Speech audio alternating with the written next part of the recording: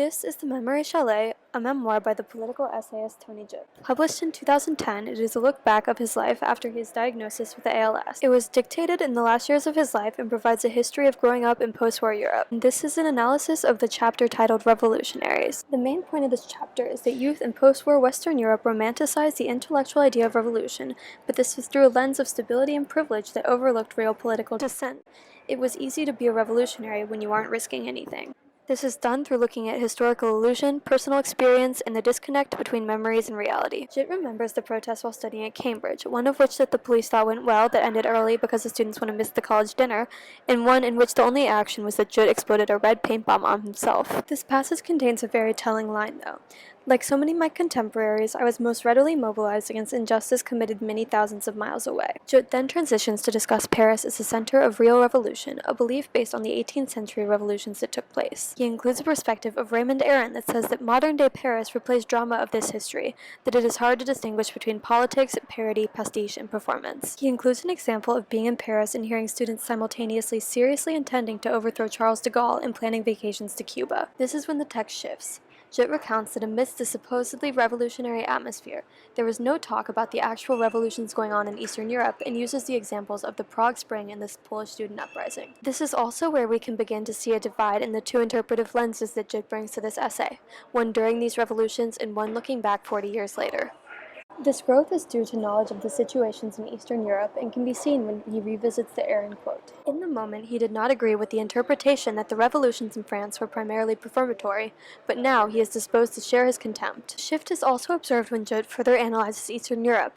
He uses a series of questions to his younger self and the other Western revolutionaries at the time, and claimed when discussing their grandstanding theories of history that they missed a major turning point. He then claims that we in the West did not change the world. Rather, the world changed obligingly for us. We devoted energy to discussing what was wrong with the world and how to change it. In our own eyes, we were a revolutionary generation. Pity we missed the revolution.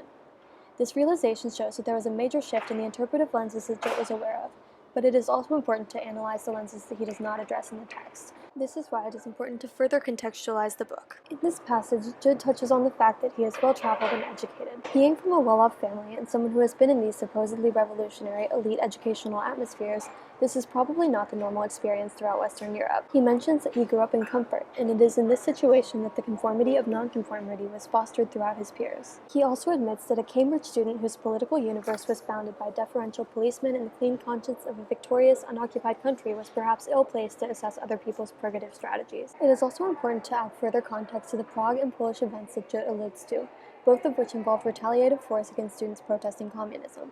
This draws a parallel between the students in Western Europe discussing Marxism and the students in Eastern Europe fighting against it. He admits even those few brave souls in my acquaintance who were unfortunate to spend a night in jail were usually home in time for lunch.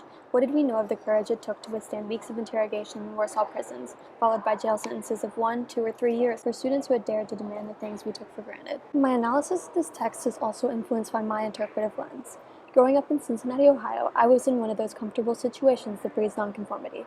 This can be seen in the presence of protests by students against gun violence that my school took place in, many of which made the news, which had a revolutionary spirit but no real sense of danger.